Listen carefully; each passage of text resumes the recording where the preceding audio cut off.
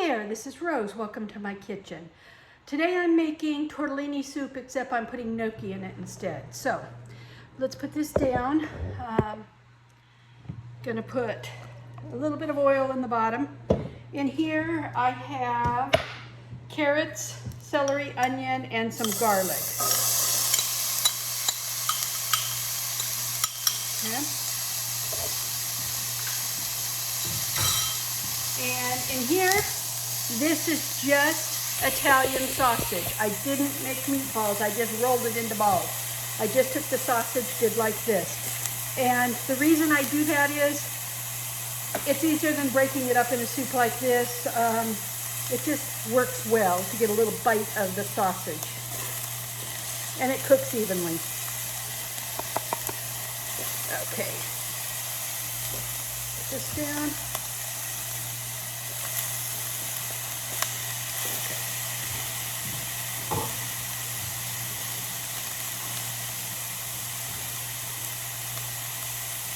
Get the hands washed there. Okay, so let's put this back down and let's give it a stir here.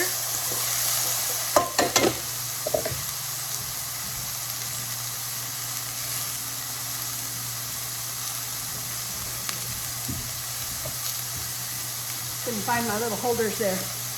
Okay, I'm not looking to get these fully cooked. I just want the onions to be translucent. There, I think that's better. Okay. I just want those onions to be translucent there. I'm going to go ahead and add pepper.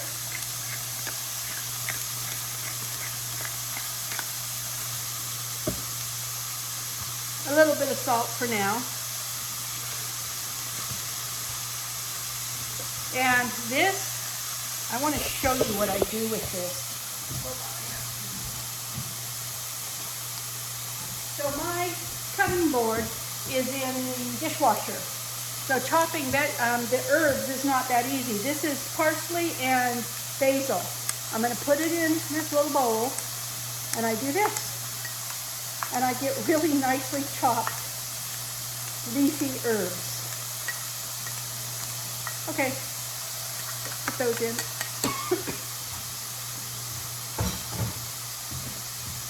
Okay.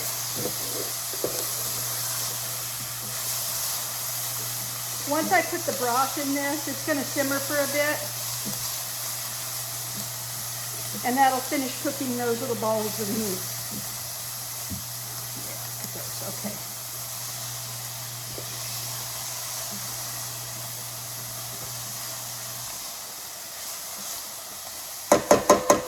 Okay, so I had about 2 cups of my good chicken broth in the freezer, and I needed 4 cups, so I just added 2 cups of a low sodium chicken broth to it. I'm still getting the flavor of mine, just not as much as I would without that. So I'm going to put some tomatoes in here that I drained. I drained a little bit of those over the sink, and the rest of it I did over the chicken stock just to give us a little bit more flavor. So let's do that. Let's pour in my broth. I'm going to bring this up to a boil. Not a rolling boil, just a light boil. There we go. I'm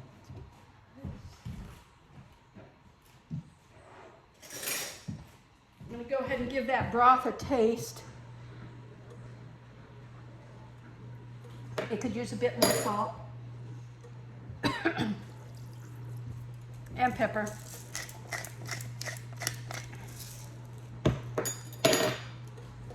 There we go. And these are gnocchi. I make my own, but I didn't make these, I bought them. And then this is spinach that I chopped. I kind of chiffonade, I don't think I'm pronouncing that right, but like you would basil, cutting it into strips. And the reason I do that with the spinach is because otherwise you get this big old mouthful of it, and you don't want that. You want little bits of everything in a soup like this. So let's talk about the original recipe on this and what I did. The recipe does not call for the tomatoes. I added those. Does not call for the parsley or the basil or the garlic, but I added those because I wanted the flavor. Instead of tortellini, which are those little kind of hat looking things in the store, I went with gnocchi to just do something different. Gnocchi is a potato based pasta, kind of like a little dumpling. And let's see, I think that's all I changed in it. I didn't use olive oil this time. I did use just a regular canola oil. And let's see, it called for carrots, celery, and onion. So other than that, I'm following the recipe. Again, and I've said this so many times, you're probably getting tired of hearing it, but make it your own. Don't be afraid to try. Remember, you can always take more away, or you can always add more. You cannot take more away once you put it in there. If I would have just dumped a whole bunch of salt in this before I tasted it, it could have been way too salty and it would not be edible. So do it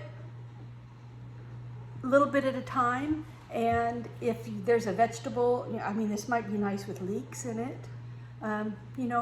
Put things you like. One caution I will make when you're using a pasta like this is you want to not over put it in there. If you put too much pasta in a recipe like this, you're going to end up with a bowl of pasta, not a bowl of soup. So make sure you do that. This is just starting to bubble a little bit, so we're going to add the spinach and the gnocchi. Put that gnocchi in there. Doesn't look like there's enough, but believe me, there's enough. And then I have my spinach. This looks like way too much. It's just right. Spinach wilts down to nothing. So I always like in soups like this to put extra vegetables if I have some in there, just to get it. Okay, we're gonna let this simmer for about a half an hour, and then I'll show you a picture. When I serve it, I will serve it with some grated Parmesan on top. And this will give me soup for my weekend. So have a great day. Happy cooking. If you make this or any of my dishes, please let me know how they turn out, what you liked, what you didn't like, and have a great day.